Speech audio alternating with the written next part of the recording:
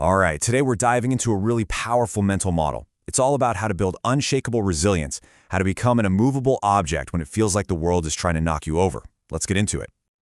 So, you know that old riddle, right? The classic paradox. It's a fun thought experiment. But what if we took it out of physics and applied it to you?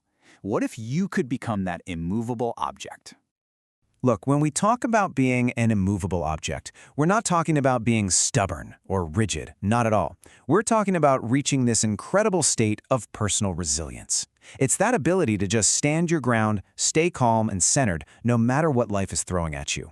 Whether it's chaos at work, your own emotions going haywire, or even a huge financial hit. Okay, so how do you actually build this? Well, like most things, it starts from the inside out.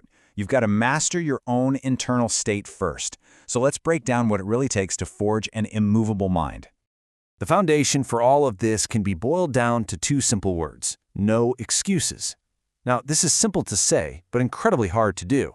It means you apply this extreme level of discipline to your thoughts and your actions.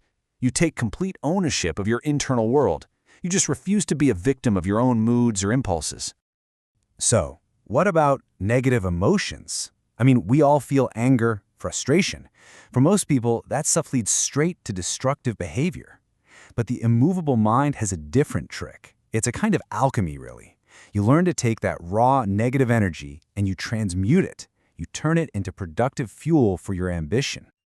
You can think of it like this mental toughness, it's forged in 3 steps. First, you've got that hardcore, no excuses discipline. Second, you learn to harness your emotions, not bury them. And third, and this is a big one, you actively practice deliberate discomfort. You choose the hard path on purpose to make yourself stronger. And look, this isn't some abstract idea. We're talking about real, concrete things you can do. Stuff like taking ice-cold showers to train your mind to handle shock, pushing yourself through genuinely brutal workouts past the point where you want to quit, or doing exercises that force you to have unwavering focus for a long time. These small, voluntary hardships, they build a mind that doesn't even flinch when real trouble shows up. Now, all this internal work, this mental fortitude, it's not just a philosophical game. It has a direct and incredibly powerful impact on the second pillar of being immovable, building real, lasting financial stability. The connection here is so direct, it's almost one-to-one. Think about it.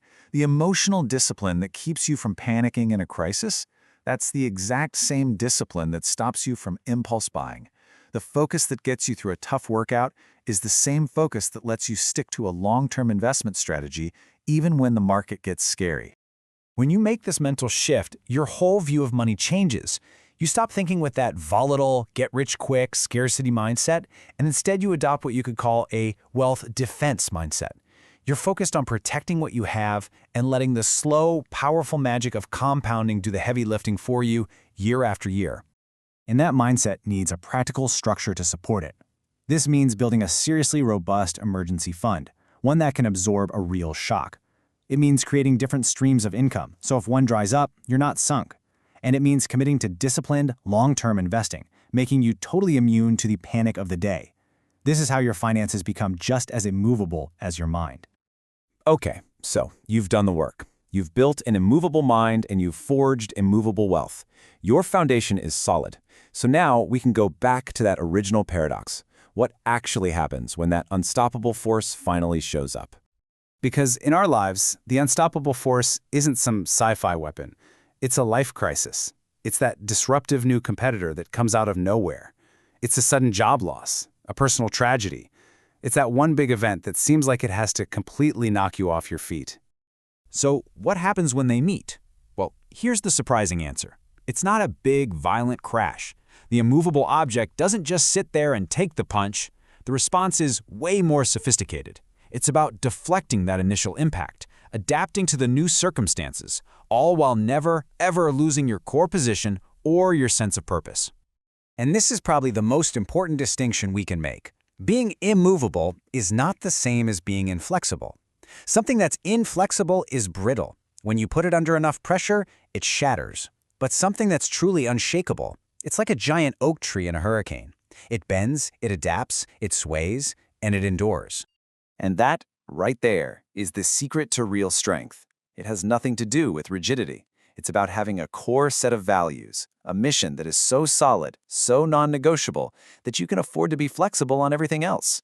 You can adapt to any situation because you never lose sight of who you are and what you're here to do. So that brings us to the end. You can think of this whole explainer as a blueprint, a set of instructions for building your own foundation. The only question left is the one that only you can answer. Now that you're ready to start building, what's the first unstoppable force you're going to prepare to face?